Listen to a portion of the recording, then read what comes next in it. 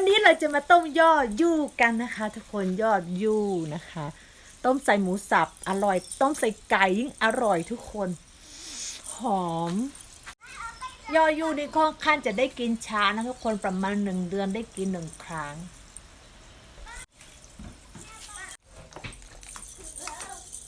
นี่แหละค่ะนะคะอย่างนี้เลย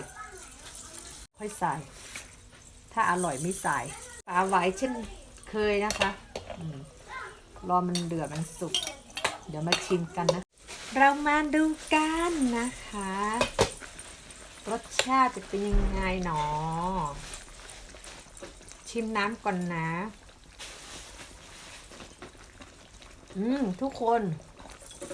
น้ำค่อนข้างจะขมแล้วก็ฝาด